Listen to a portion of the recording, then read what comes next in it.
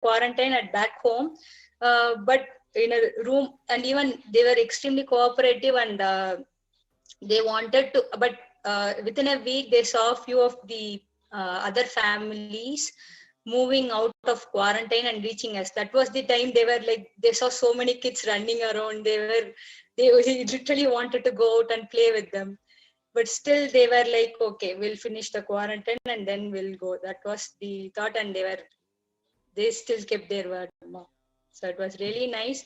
So once out of the quarantine, yeah, they were eager to play with the kids, and they have bonded very well, and they are attending Gurukul classes in the morning.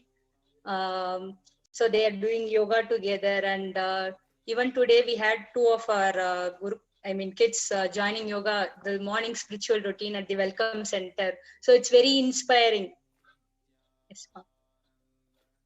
Thank you, Ma. So what are the other activities that you do during the day by being part of this COVID Care Protection Center? Would you like to elaborate on that? Yes, ma. So like morning, usually like we wake up at 3 or 3:30. So we start our yoga session at 4. So usually people join at the Welcome Center. So those who are with the kids who are like unable to join at the Welcome Center, we join from the room via Zoom. Then we have a puja routine at 6 o'clock.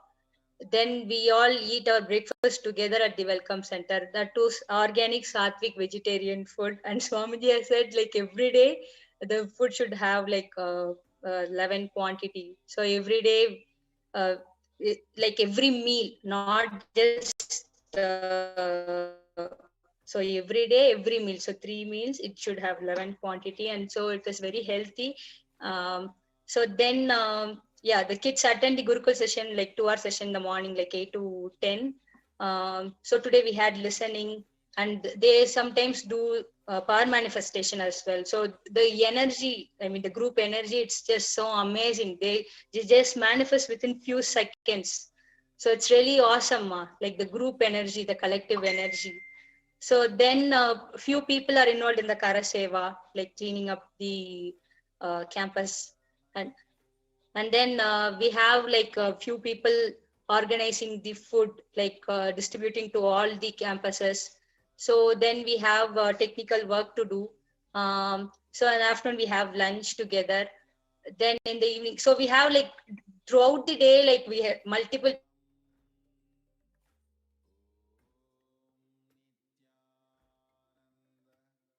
people will be doing different kinds of work. So we are all, so the kids are with different families.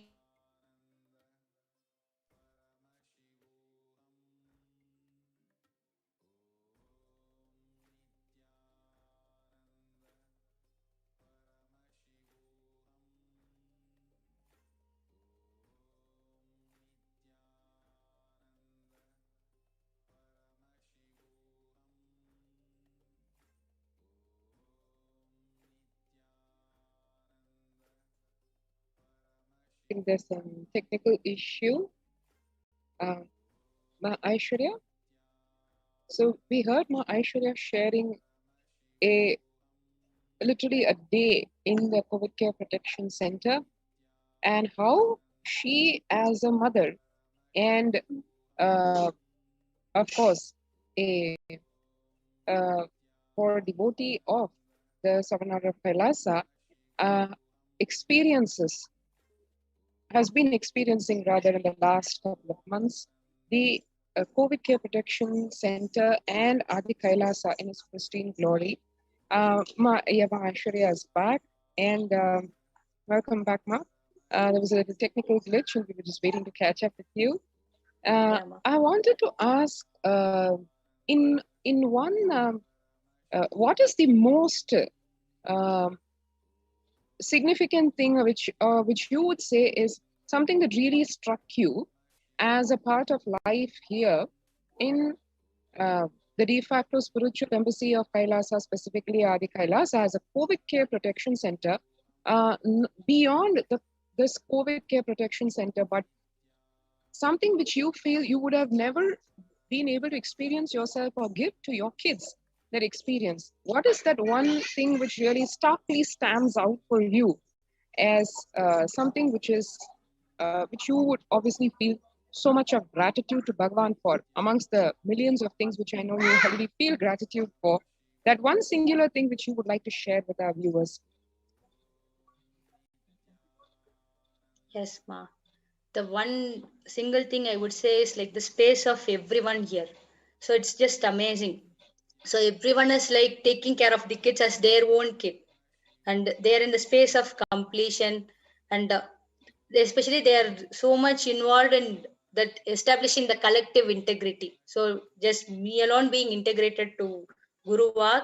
So instead of that, they want each and every one of us to follow the spiritual routine. So they are asking like, okay, what can I do for you? How can I make sure that you are able to wake up early in the morning? Like we have a buddy system, like we call each other, or we complete if we are not able to join. And one thing is, yesterday, one thing happened. I want to share it. It's not with respect to my kids, it's with respect to my parents. So yesterday, my sister, she called around 10 p.m. She told like my mother had lip swelling, and suddenly her throat is infected, and she there in the quarantine because I cannot meet them personally, so I see from outside, like from a long distance. So actually, they didn't tell me as well. My sister, she's in Chennai. So I immediately called, because I called my mom, and her, like she was unable to speak as well. So I called Dr. Atma Niranjanama. I told her like she's having some health issues. Like, could you please talk to her? So she was. So it was a conference call, and so I was at the welcome center even before me reaching there. So their room is like 500 meters from the welcome center. So even before me reaching the room, I saw Dr. Atman Ranjanama standing outside the room. She was like examining my mother. She was talking to my mother, and she was asking like what's happening with her. So it was something amazing. This kind of immediate medical attention is not at all possible outside. So this so I went out. I mean, I was waiting for them, for Dr. Atma Niranjanama. So she came out and she told me that her oxygen levels are okay. It is some allergy. It's not with respect to COVID, it's some allergy. So that's why there is a swelling in her lips, and that has infected her throat as well. So she was immediately given a Avil injection for the allergy. And that kind of immediate attention, because if something happens like this on the outside, we have to go and visit the doctor outside. So there is a higher possibility of being exposed to the COVID cases. So this was something. So just by a call, and she was there. And even today morning, she checked her, and she told me in the evening like she's perfectly fine, no need to worry about her. So this is something so amazing. I'm always grateful to Swamiji for providing such a beautiful ecosystem for everyone to strive and to live. Amazing, ma'am. Actually, uh, amongst this, everybody shares their experience about literally like how we shared in the previous portion of the segment about how Bhagwan is so attentive to every single detail, be it the offering being given to the deity in the temple or the seva that every volunteer, every disciple, every devotee, every sannyasi is expected to be providing as a part of their responsibilism to the people, to the devotees. How Swamiji takes care of every single one of us and how he inspires his disciples to take care of each other. I think what you share in your experience is a standing testimony to that Tyaga of Bhagwan, where every single time he keeps reinforcing to us in so many ways, just by his own example, how he takes care of each one of us in every level. Needless to say, the spiritual level, the physical level, mental level, everything. How we feel literally like how the COVID Care Center Protection Center makes each of us feel that we are in his womb. Literally, like he's carrying us in his womb. Exactly that same feeling permeates every single de facto spiritual embassy of Kailasa, because That is the basic threshold, literally, which he has established for everyone's existence.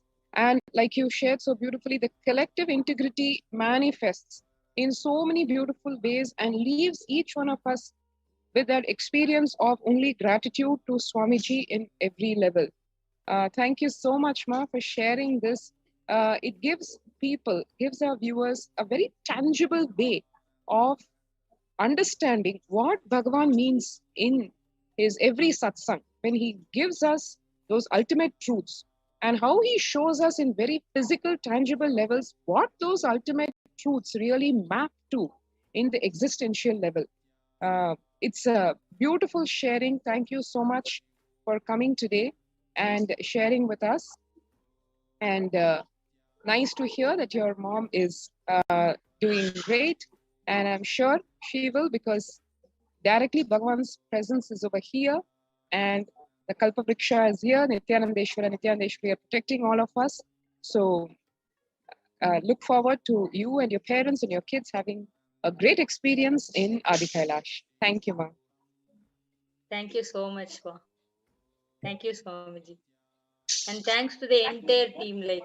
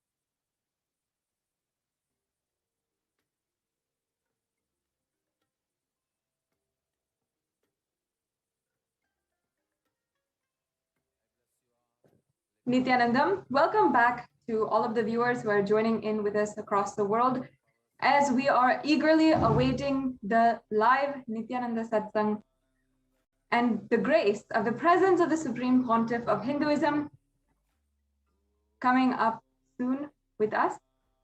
Now, in the next segment of today's program, we are going to be continuing the series of segments and explanations, presentations that we have been doing on the persecution against the Supreme Pontiff of Hinduism.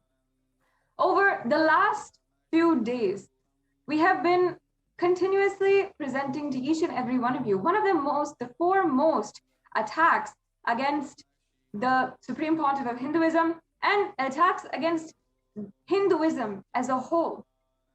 How the ancient heritage of Sanatana Hindu Dharma is directly attacked, and a part of that, the entire ecosystem of these valuable, priceless heritage ecosystems are entirely destroyed and threatened. Heritage is one of the most fundamental aspects of a culture and is what the defining aspect of Sanatana Hindu Dharma as a whole. The ecosystem is so important that the Supreme Pontiff of Hinduism today is spending so much of his time, energy, and pouring out, speaking about the necessity of an ecosystem, of the very heritage sites and the very ecosystems that provide the environment for people to grow and live enlightenment.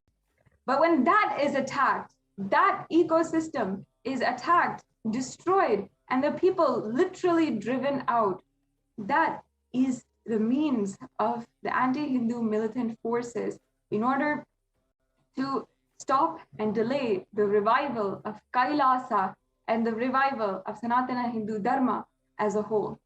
Today, we are going to be entering into the next part of the series on the immense amount of heritage attacks that Kailasas around India and all over the world have undergone over the last decades of persecution. And before we enter into that segment, I would request each and every one of the viewers once again to take a few minutes today and share the link which is provided in the scroll below. In the scroll below, we have the exact link of where the United Nations has recognized the persecution against the Supreme Pontiff of Hinduism.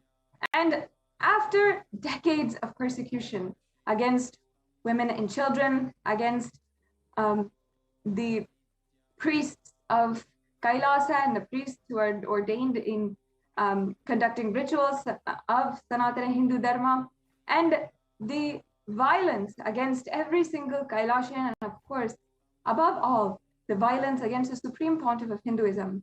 Finally, after decades, the Supreme Pontiff of Hinduism has worked and has given each and every one of us survivors a way, a voice, a platform, wherein the United Nations today has recognized the persecution against the Supreme Pontiff of Hinduism.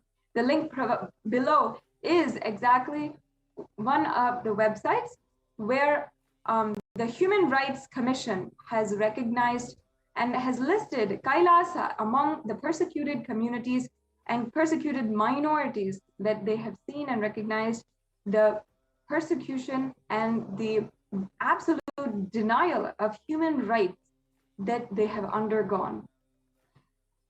I request all the viewers to spend a few minutes and share in with all of your friends, especially if you identify, if you believe yourself as a Hindu. It is our responsibility now to make this known to the whole world, make this more known among Hindus themselves, to the whole world itself, about what the Supreme Pontiff has undergone in order to revive Kailasa for all of us. Today, we are entering into the attacks and persecution that has happened against one of, I should say, four of the oldest adinams, oldest Hindu ecosystems that are surviving today.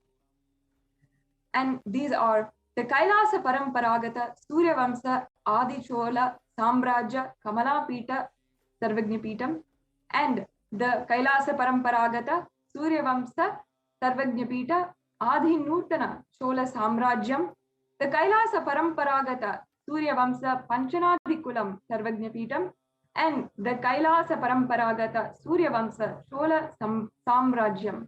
Each of these is located in Tiruvarur, in Vedaranyam, and Panchanadikulam and Tanjavur, respectively. And these are some of the oldest Adinams, kingdoms in history of Sanatana Hindu Dharma. With the ancient enlightened masters who had, all of which had been established by Paramashiva himself and revived and maintained by a lineage of unbroken Guru Mahasannidhanams until 2014, when the Supreme Pontiff of Hinduism himself was coronated as the next Guru Mahasannidhanam of these four mathas, or these four kingdoms.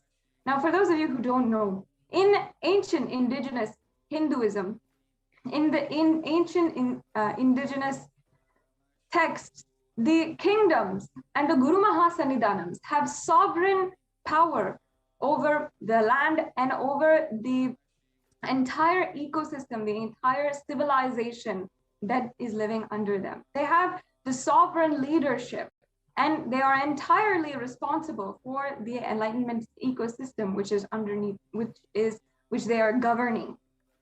So each of these has respective Guru Mahasannidhanams and a lineage of esteemed enlightened Guru Mahasannidhanams who have been revered and coronated as the next successors to carry down these great heritage to us today. And having been trusted, so seen as the next and only trustworthy successor of the oldest Adinams that are surviving today, some of the oldest Adinams and kingdoms that are surviving today, the Supreme Pontiff of Hinduism was coronated as the Guru Mahasannidhanam of these four ancient Hindu indigenous kingdoms.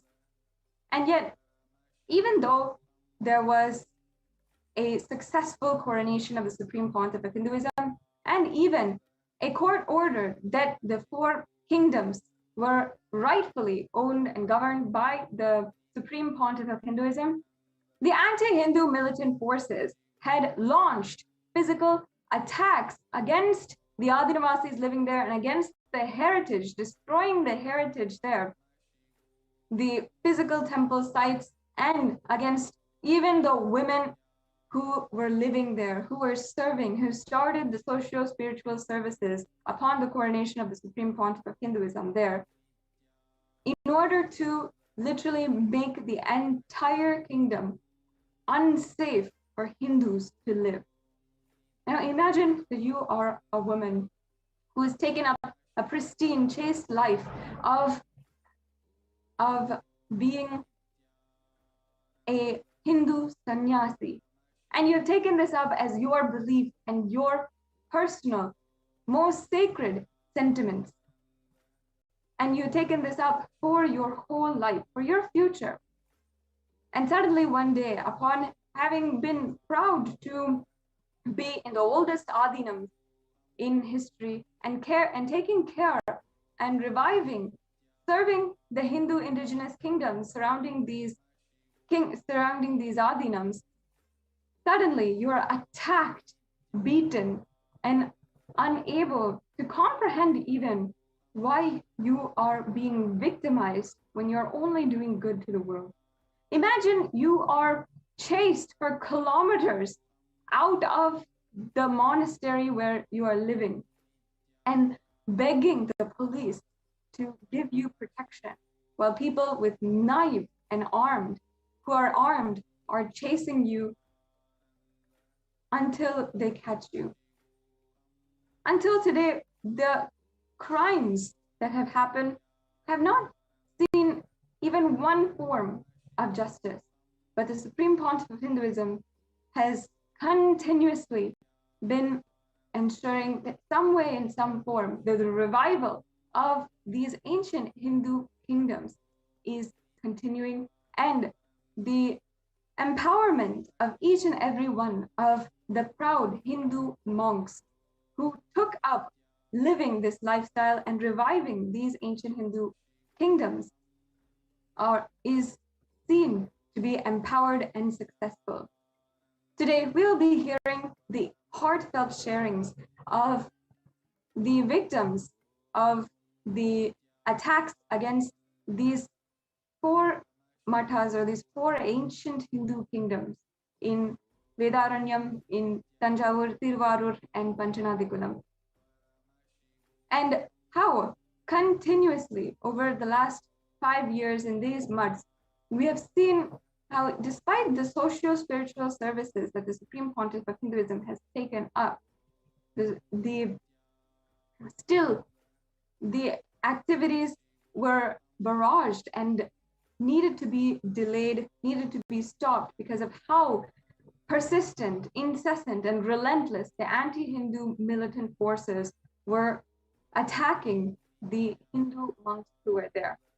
And the socio-spiritual services included Annadhan, the serving of absolutely free, nutritious meals to the Hindus, the indigenous community that the kingdoms had served and the kingdoms had been presiding, governing over. And also included reviving the ancient Hindu rituals and the indigenous rituals that were started thousands of years back in these very kingdoms, in the main temple shrines of these kingdoms, to the main deities of these kingdoms that were started by the Guru Mahasannidhanam and the predecessors of this ancient lineage, and continued on by the Supreme Pontiff of Hinduism and his initiated disciples and his initiated sannyasis in the sovereign order of Kailasa.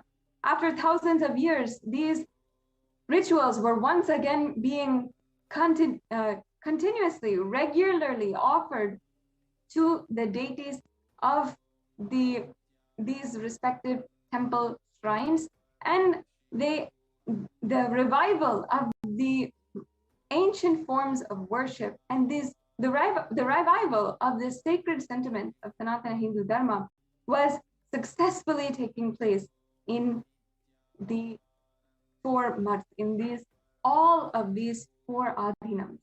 And after the coronation of the Supreme Pontiff of Hinduism, immediately not even within days, the activities were flourishing in these adhinams, including the temple rituals, the Annadhan, and people, the Hindu indigenous community from around the area, thousands of people were benefiting. And we've seen how these Hindu rituals bring so much of peace to the Hindus in the area who are continuously victimized and oppressed by anti-Hindu militant forces, and brings down the crime rate of the respective communities, and does so much of good, feeding the people who are unable to feed themselves, taking care of and even conducting spiritual programs for the upliftment of each and every human being, for their own upliftment and realizing their own human potential. These beautiful initiatives were all of which were going on during this time, as immediately upon the coronation of the Supreme Pontiff of Hinduism, as the Guru Mahasanidhanam of these 4 ancient kingdoms. However, we have seen how literally it had been made by the anti-Hindu militant forces entirely unsafe to even live there. Today, we'll be hearing exactly how the persecution, exactly how the nearly fatal attacks against the Hindu monks has played out, happened in these 4 ancient Hindu kingdoms. And we'll be hearing directly from the female sannyasis of the sovereign order of Kailasa, who are survivors of these really brutal crimes. And not only that, we'll also be able to see some of the most brutal attacks against the different orders of the sovereign order of Kailasa, the different members of the sovereign order of Kailasa. And we'll hear from them the stories that were oppressed by the anti-Hindu militant forces. All of this and more is what we will be presenting to you in today's segment on the persecution against the Supreme Pontiff of Hinduism.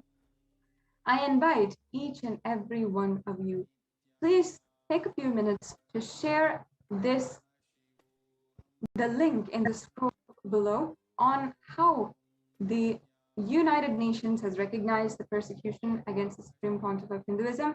And you can use the hashtag United Nations has recognized the persecution against SPH, and share in as many platforms as possible.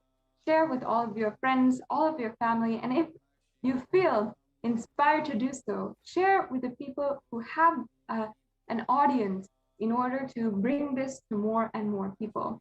Share with the sympathizing Hindus, with the people who are interested in Hinduism, who see the benefit of Hindu teachings, principles, and sacred sentiments for the global peace and for the end of all suffering for humankind. Take a few minutes now and share the link below, and please do share about the persecution against the Supreme Pontiff of Hinduism. And every single day at this time, we are taking a few minutes and on this platform, bringing out the stories of the brave survivors of various attacks against the revival of Kailasa and ultimately sharing what the Supreme Pontiff of Hinduism has undergone, has sacrificed just in order to revive Kailasa and bring conscious sovereignty to each and every one of us.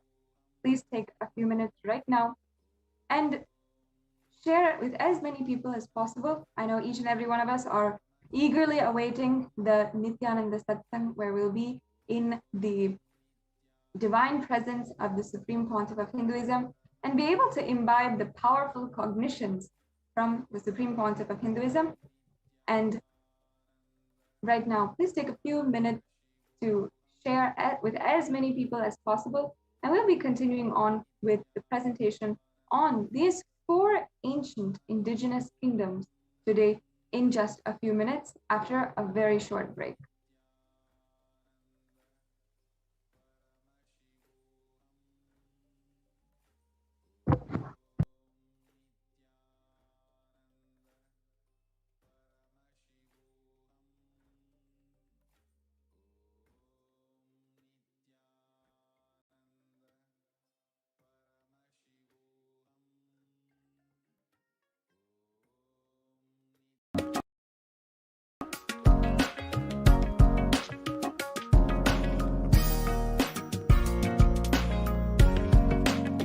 Kailasa is proper customized spiritual service helping you to identify your root patterns of suffering.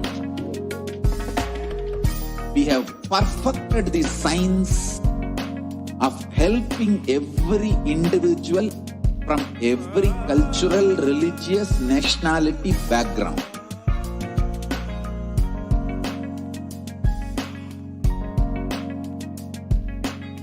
You will have lowest reactionary assumptions, highest awakened response, alive response for life continuously.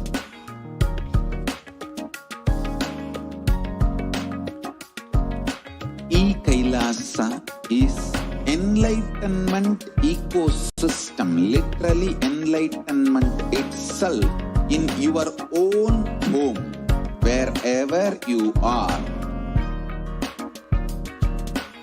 Proper customized spiritual service helping you to complete with your life negativity. Withdrawal from life, self-hatred, self-denial, self-doubt, so much of tiredness, laziness, we can support you aligning your diet, your attitude, your aptitude, your understanding about life. We can help you with everything.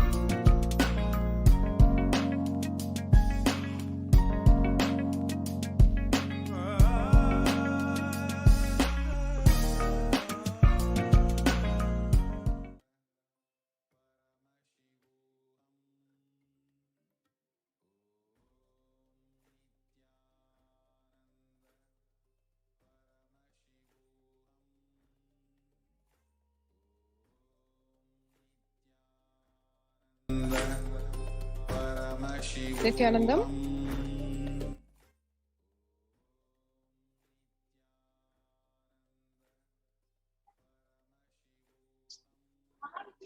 Welcome back to one more day of awareness of the persecution of Hinduism. Today, this month, July being the Persecution Awareness Month, to understand what level persecution Hinduism has experienced specifically in today's world, in today's date. Supreme Pontiff of Hinduism, Bhagavan Nithyananda Paramashivam and Kailasa has experienced. To just give you a glimpse and one aspect of it, one really needs to see this truth about the Supreme Pontiff of Hinduism. Is the Supreme Pontiff of Hinduism not just because he has established the de facto spiritual embassies of Kailasa worldwide,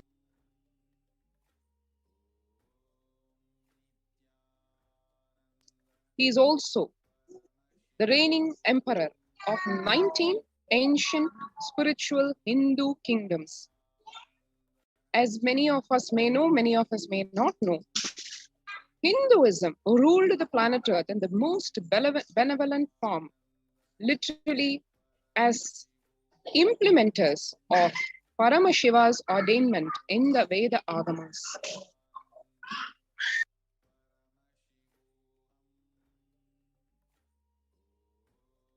The 19 ancient spiritual kingdoms are some of the few ancient kingdoms left alive today. The Supreme Pontiff of Hinduism has taken on the onerous, voluminous task of reviving these kingdoms to their original glory.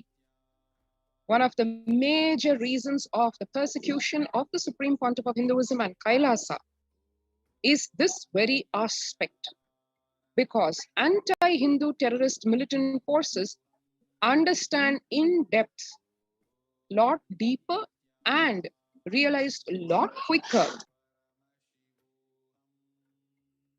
what promise the Supreme Pontiff of Hinduism has. Just he alone, the last lamp of Hindu, powerful enough to revive the entire Hinduism in all its glory and dimensions, all its sampradayas, be it small, be it big. One can see here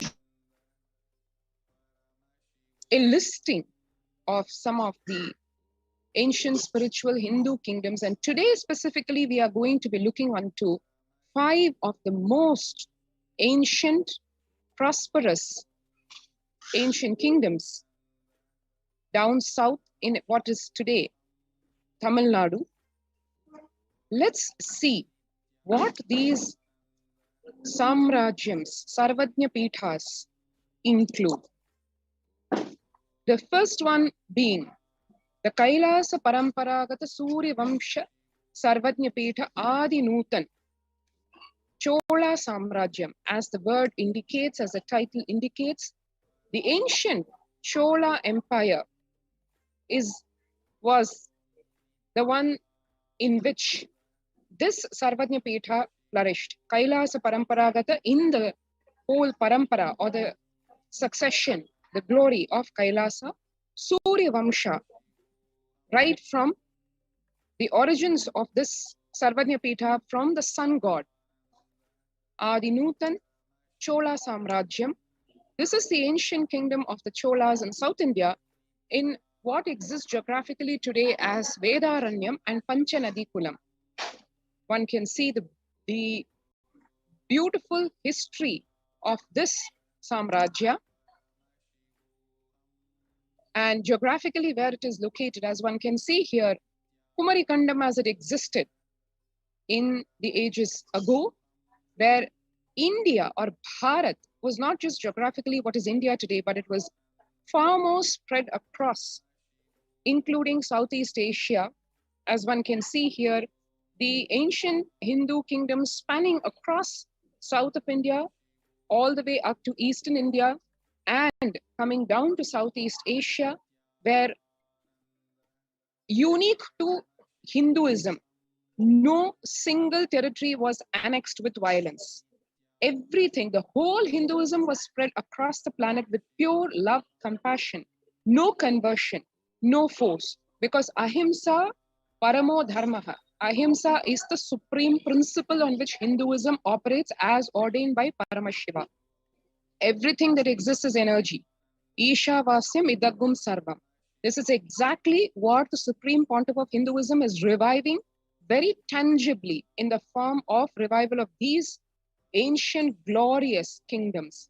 The Sri Arunachala Jnanadesikar Swami Temple and Mutt, or what we call Adinam or monastery in Panchanadi Kulam, Vedaranyam, and the Sri Poka Sadhukal Mutt in Vedaranyam are 2 ancient mutts in the district of Nagapattinam in South India, in what exists today, in the Kailasa Paramparagata Surya Vamsha Sarvajna Pitha Adi Nutana Chola Samrajyam, which is the spiritual and religious kingdom. These mutts, these Adinams, come under the Sri Kashi Vishwanatha Temple in Tanjavur, owned by His Divine Holiness Bhagwan Nithyananda Shivam. The presiding deity of these mutts is Lord Paramashiva himself, Paramashiva's direct representative, and heir is the pontiff, is the Guru Mahasannidhanam of these mutts. The region was part of the Chola kingdom, the kingdom of the Cholas, Chola Empire, which under whose rule temples flourished in southern India. The pontiffs, the Sannidhanams, educated, groomed, and initiated the Chola kings. As we all know, the king was the regent. He was only the kind of the caretaker. The ruler was the deity himself, in this case, Paramashiva. And the guru played the very important role of being the spiritual guide to the king. So the Chola kings were initiated by their gurus to rule as per the methods prescribed in the sacred scriptures. The kings were the regents who administered the people, while the pontiffs, the Sannidhanams, were actually the owners. That is why they are the reigning emperor. That is what the meaning of the supreme pontiff is.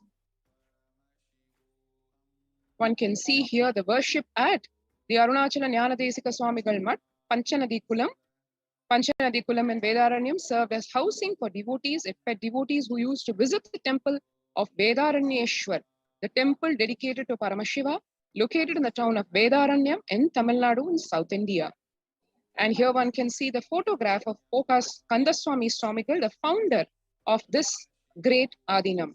Vedaranyam, as per recorded history, this mutt in Vedaranyam serves as a housing for devotees today, but here it has existed from literally time immemorial. And one can see here glimpses of what we will be seeing later was one of the main reasons for the persecution on the Supreme Pontiff of Hinduism and Kailasa, and the ethnocide and the genocide that was to follow on Kailasa.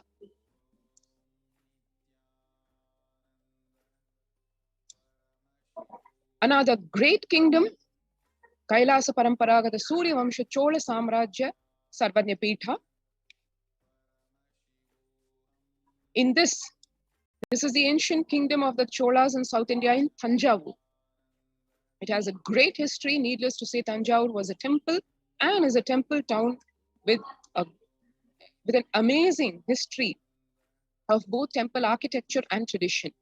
On April 15, 2014, the Supreme Pontiff of Hinduism, Jagadguru Mahasannidhanam, His Divine Holiness, Bhagavan Nithyananda Paramashivam, was coronated as the Supreme Pontiff of the Kailasa Paramparagata Surya Vamsha Chola Samrajya Sarvanyapitham, ruling from Thanjavur in South India. One can see here an aerial view of this Adinam on the banks of the river, and a detailed map and how this great Adinam existed just a few decades ago, the field sketch of the location and the deities as they exist today at the Kashi Vishwanatha temple in Karandai. Thanjavur is an important center of South Indian religion, art, and architecture. Most of the great living Chola temples, which are UNESCO World Heritage Monuments, are located in and around Thanjavur. The foremost among these, the Brihadishwara temple, which is world famous, is located in the center of the city. Just a few years back, we were all witness to the grand Kumbhabhishekam that happened on the 1000th anniversary of this great temple. Thanjavur is also home to Thanjavur painting, a unique style of painting to the Thanjavur region, where one can see the uniqueness being pure gold is used to make these paintings, and the very art form is just unique, and anybody seeing this style can easily make out it is this particular Thanjavur style of painting. Thanjavur painting is a classical South Indian painting style, which was actually inaugurated from the town of Thanjavur and spread across the adjoining and geographically contiguous Tamil places. The art form originated around 1600 AD, in a period when the Nayakas of the Thanjavur, under the suzerainty of the Vijayanagara Empire, encouraged art, chiefly classical dance and music, as well as literature, both in Telugu and Tamil, and painting of chiefly Hindu religious subjects in temples. It is distinguished by its famous gold leaf coating, where pure gold is used actually to make these paintings. Tanjavur paintings are characterized by rich and vivid colors, simple iconic composition, glittering gold foils, and on delicate but extensive gesso, a mix of chalk and gypsum work, and inlay of glass beads and semi-precious and very rarely precious gems, and the incidents or the portraits from Hindu history and the Puranas are depicted. Most often these paintings are used to depict deities, Hindu deities, gods, goddesses, and stand as a grand reminder of who we ultimately are. Reminder of the Paramashivatva state, space, being, and superconsciousness which we are destined to experience and radiate. The lineage of the region kings. The region around the present-day Tanjavur was ruled by the landlords who control the lands, and their primary occupation was agriculture and trade. And one can see how the whole region of Tanjavur was invaded by the Mughals and resurrected by the Vijayanagara kings, and the British annexation of Tanjavur, and further down, the other Adinams in this region, which come under the sovereign order of Kailasa, part of the 19 ancient spiritual kingdoms, of which the supreme pontiff of Hinduism is the Sannidhanam. That also includes the Pal Swami Mutt and the Sri Shankara Swami Mutt in Tanjavur, which are also preserving the tradition of the Guru Parampara in this region. One can see here the Jiva Samadhi, that is the final resting place of the mortal remains of Sri Palaya Jnanadesikar Swamigal, and the Shivalinga installed by King Rajaraja Chola. The Sri Palaya Jnanadesikar Swamigal in the Adinam, Sri Palaya Jnanadesikar Swamigal is the founder as per recorded history of the Pal Swami Mutt. The Pal Swami Mutt is one of the ancient monastery complexes, which is a heritage property of a sage by name Pal Swami. He himself was a great power manifester. He expressed extraordinary Shaktis, such as disappearing in one place, appearing in another. He healed and enriched the people living in the surrounding community. And after the demise of this great being, around 1000 years ago, King Rajaraja Chola installed a Shivalinga deity, the form of Paramashiva, the primordial Hindu divinity, in this monastery complex. And the Chola kingdom came into being later in this region and served as the administrative regent of this region. The monasteries remained under the direct representative and legal heir of Paramashiva, the Pontiff. Paramashiva is worshipped here in deity form. The Pontiff ensures that all the spiritual and religious activities of the kingdom happen as per the methods prescribed in the sacred scriptures. He personally conducts the daily worship of the monastery to the deity of Paramashiva, as well as in all the festivals and rituals associated with the deity. And one can see here some of the earlier pontiffs of this great Pal Swami Madam, Mahagovinda Swamigal, Mahagovasudeva Swamigal. And in this rich lineage of the ancient kingdoms, on the historic day of April 15th, 2014, our beloved Swamiji, the Supreme Pontiff of Hinduism, Jagat Guru Mahasannidhanam, His Divine Holiness Bhagwan Nithyananda Paramashivam, was coronated as the Pontiff of the Tanjavur Pitha, ruling from the ancient Adinams, the Sri Pal Swami Mutt and Sri Shankara Swami Mutt in Tanjavur, South India, by his predecessor, Swami Atmananda. And these Adinams serve under the Sri Kashi Vishwanatha Temple in Tanjavur, which is owned and governed by Supreme Pontiff of Hinduism. One can see here the historic happening being penned down and the recorded lineage of succession all the way dating back to the 1700s, and the lineage of the great pontiffs who have ruled this kingdom and preserved in its pristine glory the tradition and expanded the whole Adinam and its services. One can see here the glimpses of the coronation document coronating the Supreme Pontiff of Hinduism, Bhagwan Nithyananda Paramashivam, and its translation in the same. And going on further, in the same lineage, we have the ancient kingdom of the Cholas in the South India in Thiruvarur, the Kailasa Paramparagata Surya Vamsha Adi Chola Samrajya Kamala Pitha Sarvajna Pitham. And here also a rich history, the sacred history and divinity of the Kailasa Paramparagata Surya Vamsha Chola Adi Chola Samraja Kamalapita Sarvajnapeetham, ruling from the Tiruvarur Adinam, is recorded in the scriptures. Tiruvarur Adinam is located in the Tiruvarur region of South India with its ancient Sri Somanatha temple, the very famous Somanatha temple, which is a 1,000-year-old Shiva temple. The contemporary history of the Somanatha Swami temple dates back to the time of the medieval Cholas, which is way back in the 1000 AD. And about Tiruvarur, Tiruvarur is one of the earliest enlightenment ecosystems established by Paramashiva himself when he sat here as Lord Tyagaraja. It has an unsurpassed continuity of living tradition and spiritual energy. The presence of rare ancient musical instruments, inscriptions, copper plate inscriptions, artistic bronze and stone sculptures, the dated historical antiquity of the temple car, the Radham, and the unbroken tradition and power of the temple as a sacred and historical site makes the Tyagaraja Swami temple at Tiruvarur the largest repository of Tamil cultural values and traditions. Tiruvarur has inspired and fostered a creative genius over the centuries. The region kings. This temple is the home of the legendary Chola Empire king Manu Nidi Cholan, who followed the path of sage Manu, the son of Surya, the sun god who codified the cosmic principles into ruling laws of a Hindu kingdom and dealt even-handed justice according to the code of Manu. In this palace, there was a bell of justice, which was rung only in case injustice was done to man or animal, any living being. It is said that one day a cow came to the palace and rung the bell.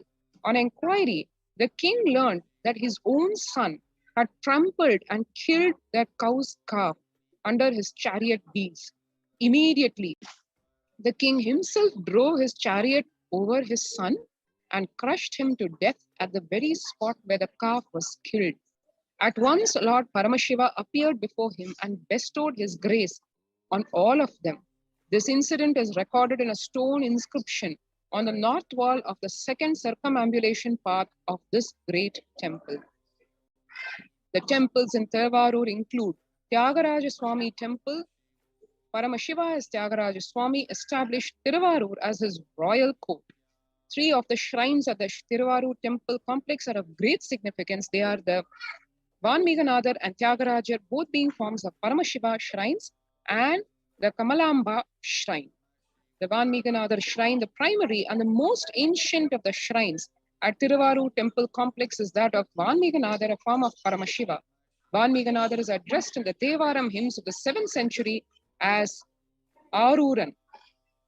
Today, the Tyagaraja deity is more prominent than Vanmiganadar, and he is represented as the Prithvi Lingam, or Prithvi meaning the earth element, meaning the dome-shaped representation of Paramashiva.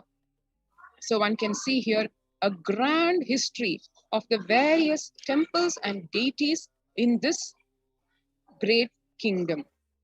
The shrine and the deities and the lotus tank, all of these standing testimony to the great temple tradition that was engendered, fostered, cherished, nourished, protected by the ancient kings.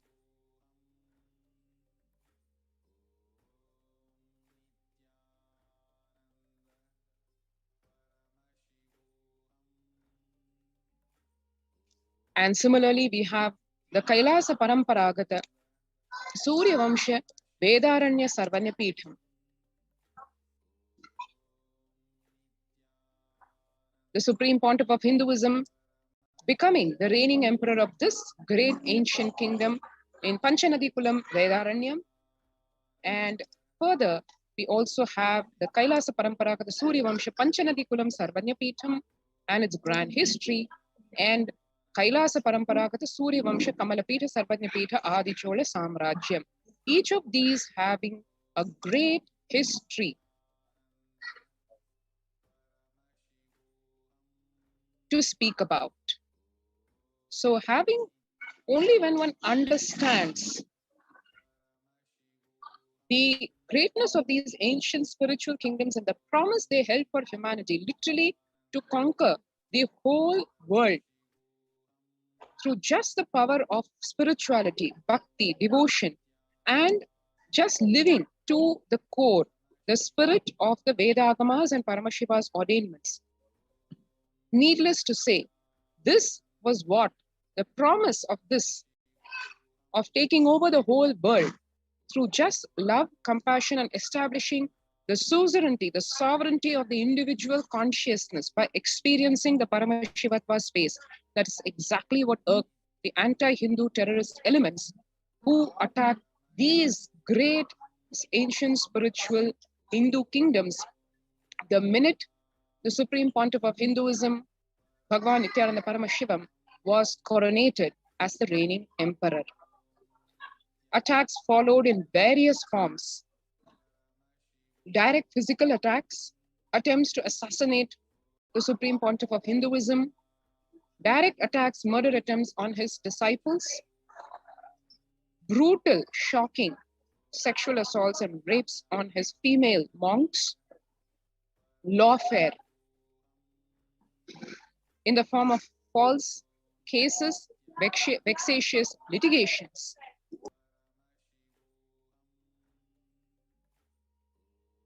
The vexatious litigations and what followed, we will see here in the next few minutes as we have the people, the victims who experienced and went through these gory attacks share their personal experiences.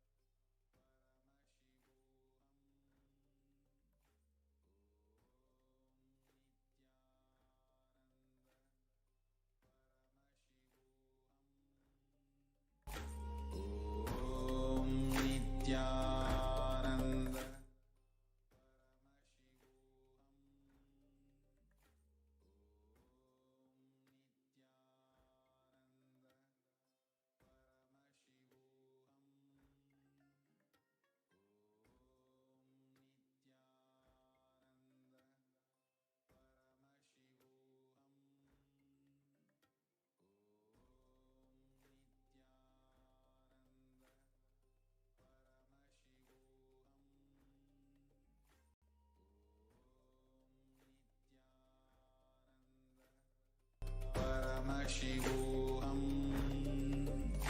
Om Nithyananda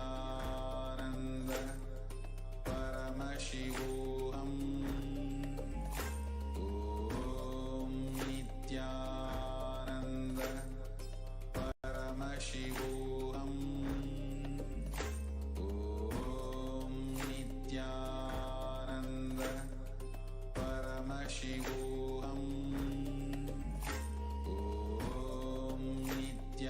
Welcome back, dear viewers. As we are observing,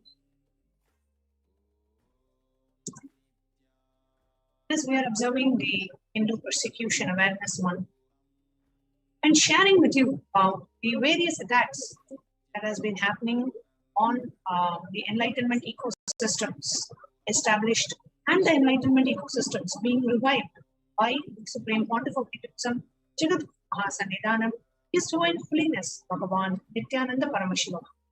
As a part of that, we had Nithyananda Swami and Sadashiva Priyananda introduce about the four ancient Hindu religious indigenous kingdoms of Kailasa, for which Supreme Pontiff of Hinduism is the current pontiff of. And there has been relentless persecution and attack by the anti-Hindu elements and the neo-Hindutva militants on the Supreme Pontiff of Hinduism and on the disciples, the monastic disciples of the Supreme Pontiff of Hinduism. And today we have to share with you the details of what really happened in the attacks on these four ancient indigenous kingdoms, as the Supreme Pontiff was, working so hard to revive and re-establish these ancient Enlightenment ecosystems and these ancient indigenous religious kingdoms. And today we have joining us to share her experience of being a victim of this brutal persecution. Today we have joining us from Adi Kailasa Sarvanyapita, Adi Kailasa Nithyananda Sarvanyapita in Bengaluru Adinam, Nithyananda.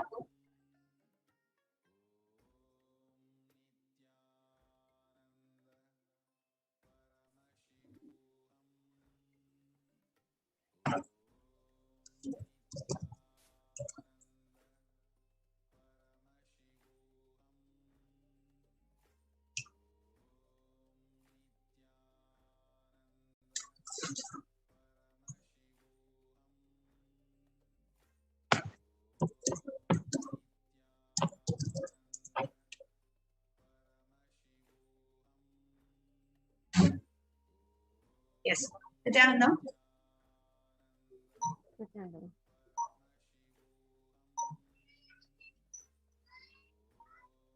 You're seeing on the screen the visuals of the attacks on the female monastic disciples of the Supreme Pontiff of Hinduism. And Tanmaya, are you able to hear me? Yes.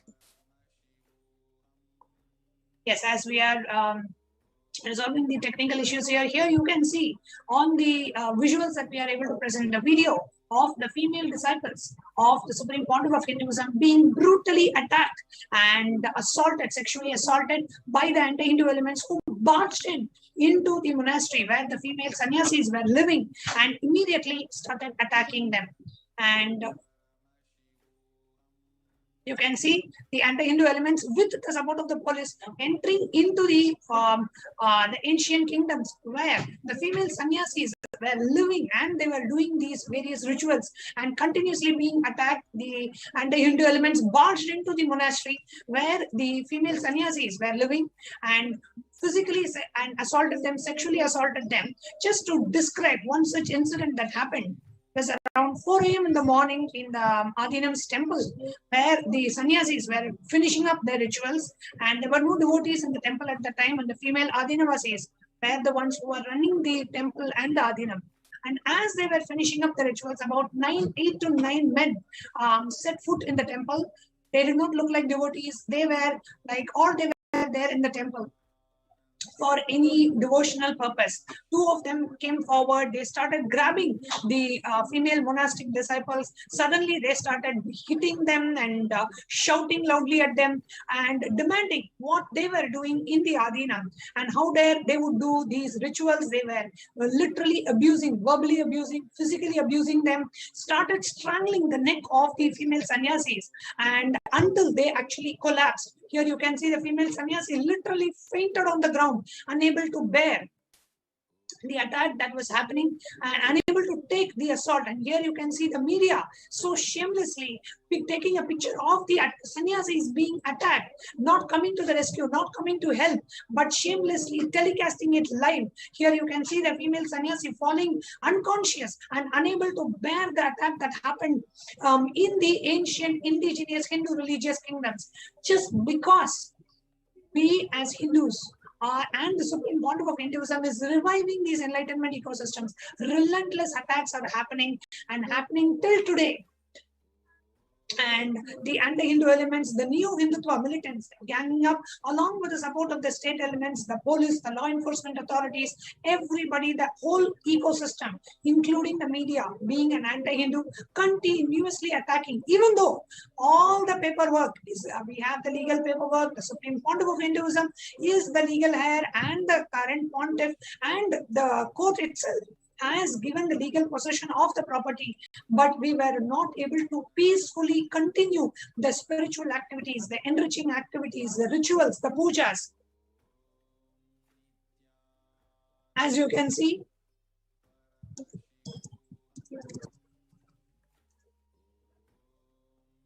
the attack that is happening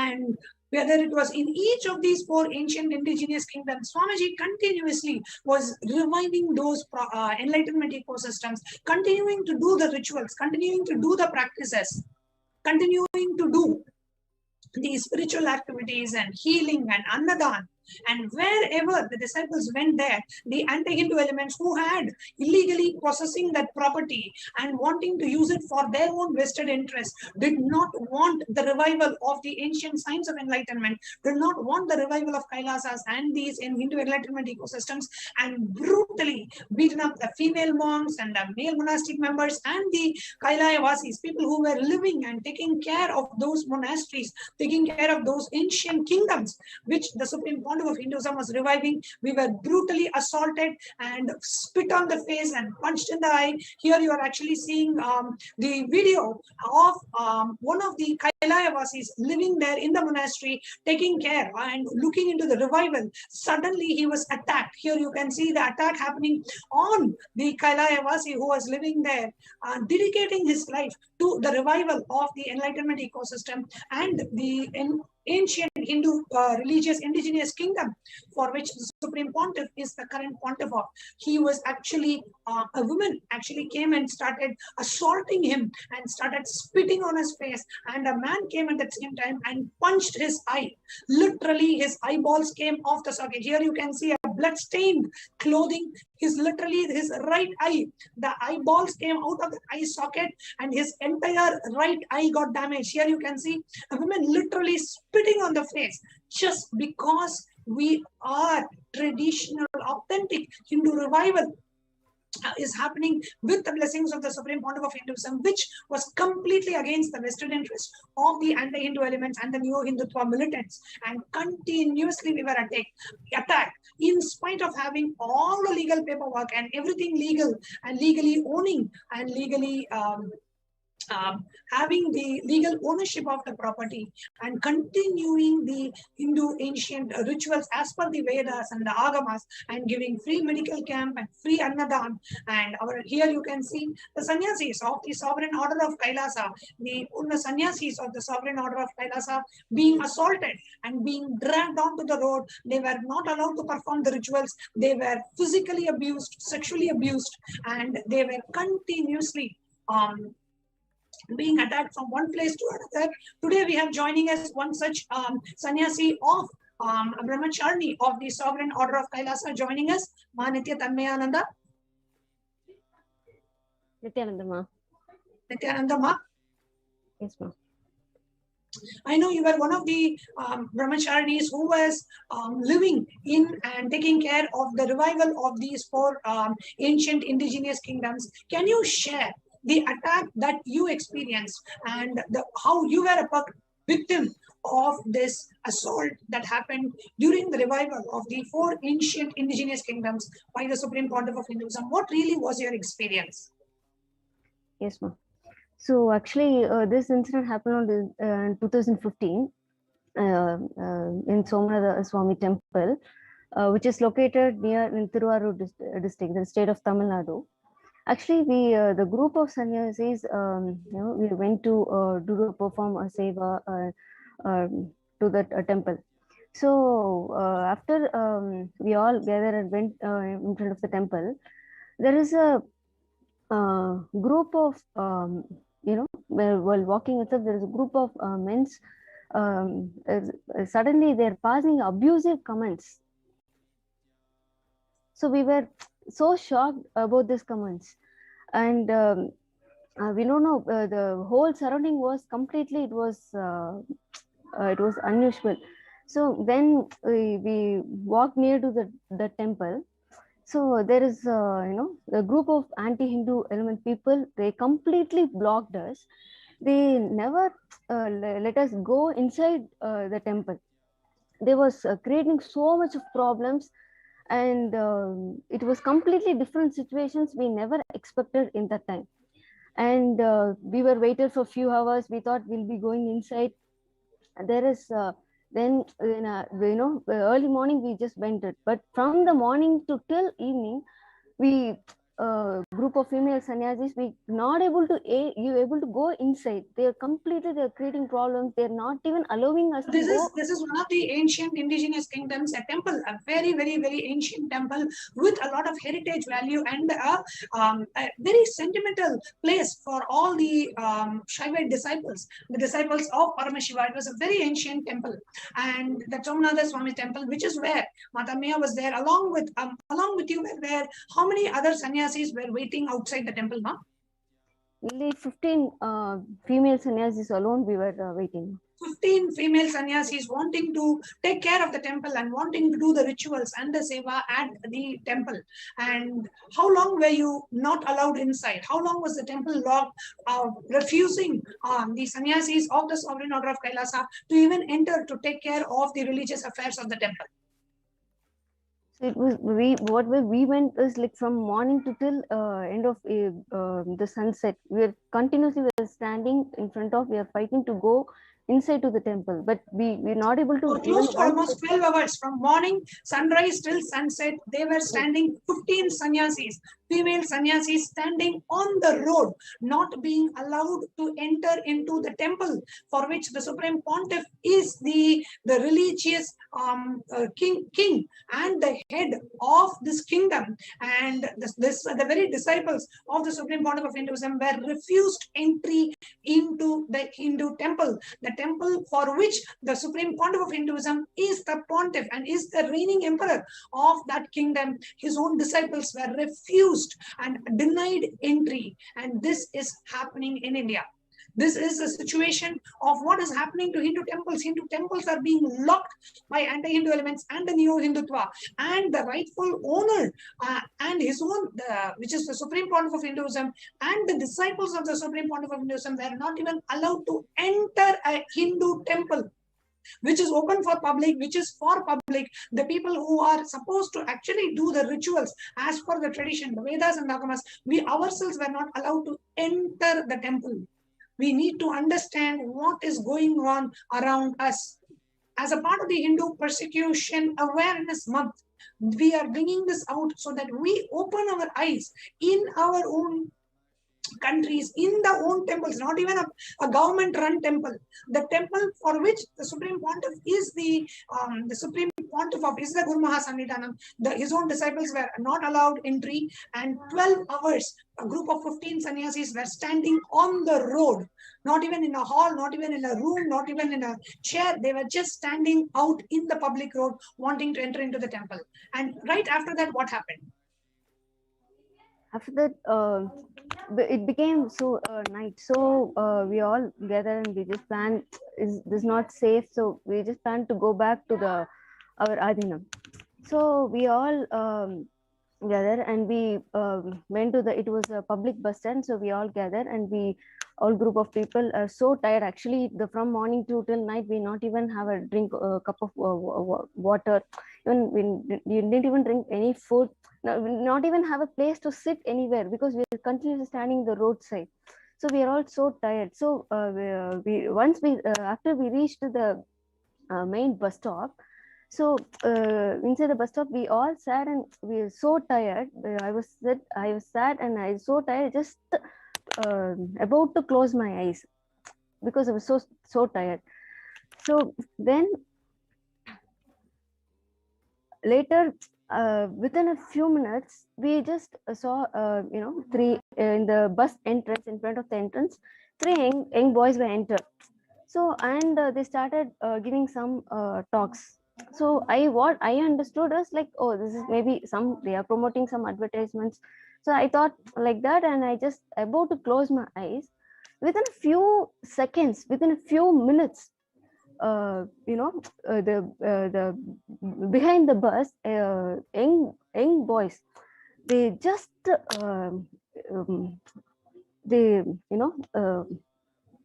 ran and came behind. Suddenly we heard the different voices.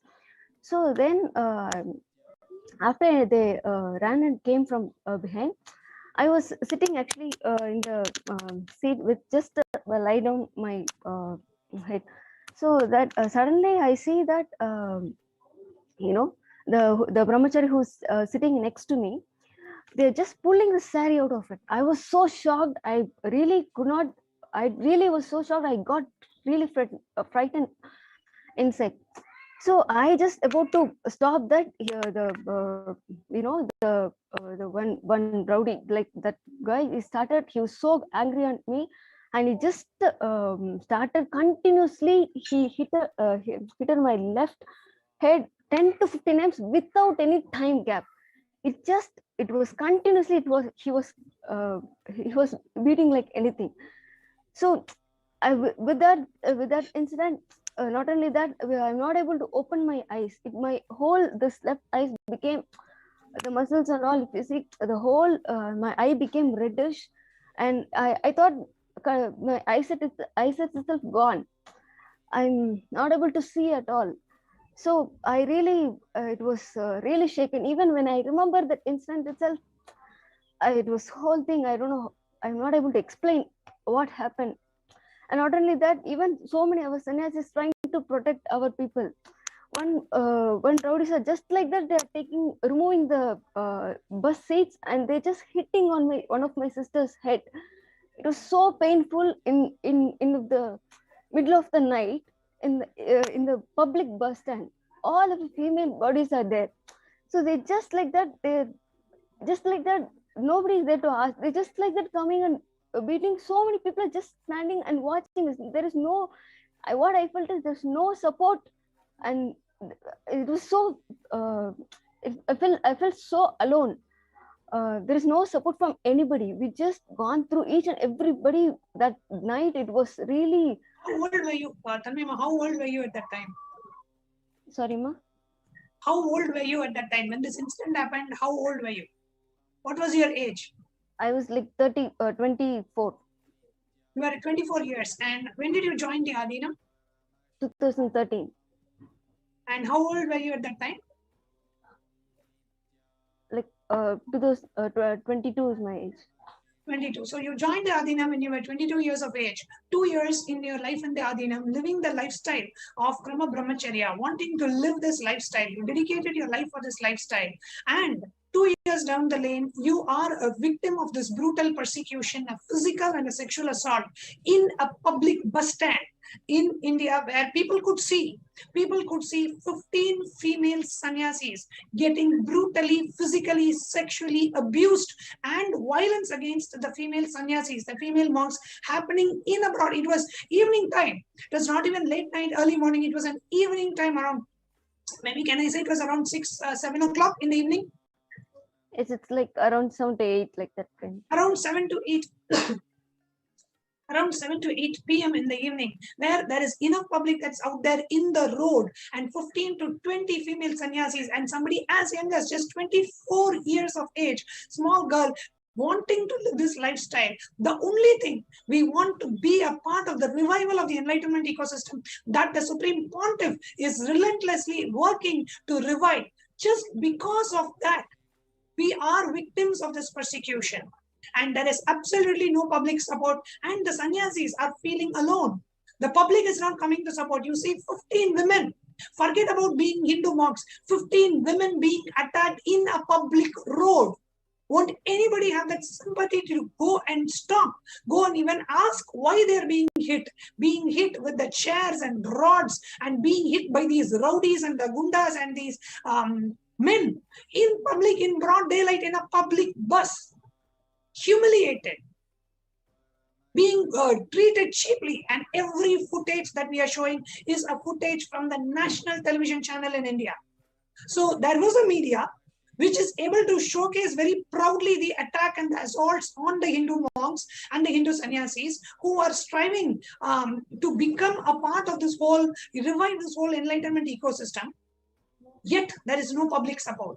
Even the people who walk the path are terribly discouraged, just like Tanvyananda, who's just 24 years of age and wanting to live this lifestyle as a brahmachari, is being discouraged. You know, attacks are being done. So people are continuously being told, this is not a safe life. Do not take up the lifestyle of a Hindu monk, and constantly projecting Hindu